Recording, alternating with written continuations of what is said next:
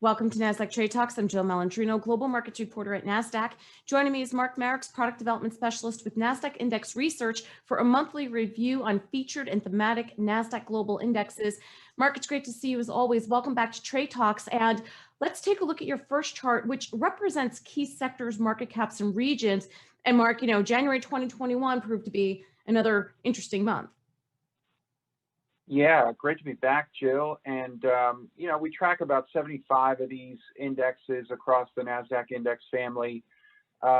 January, I think the big thing for the month so far is that performance has been very mixed. A lot of dispersion in returns across different geographies, different factors, different themes.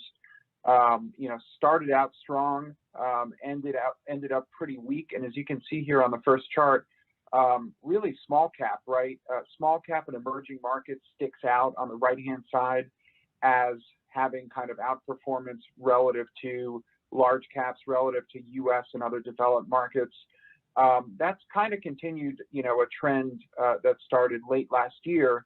But, for US, DM, and large cap, it was certainly an off month in terms of performance.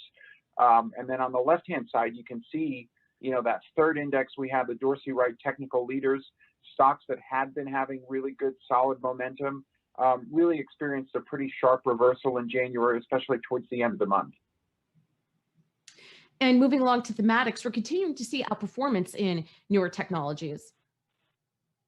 Yeah, so this is one of the thematic areas that continued the trend from last year, really all of last year.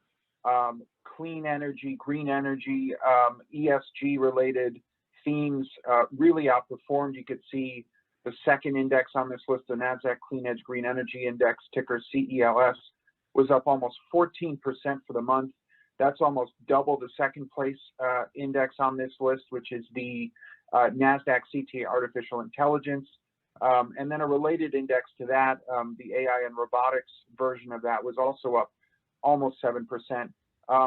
What you'll see here, unlike the prior chart, is most of this is actually blue, right? Most of this is actually positive for the month. We had a couple poor performers in the kind of mobile payments fintech space. Those, again, had been having very, very strong momentum, strong technical readings throughout, the latter half of last year, and were kind of bearing the brunt of that reversal, especially later last month. And finally, Mark, let's look at the green economy versus traditional commodities. Yeah, so one thing to notice here, I actually didn't even point it out, but on that first slide, we had a gold and silver SILEX index, and that was red for the month. That didn't do particularly well. Kind of interestingly, right, you have some weakness in cryptos, you have that weakness in fintech.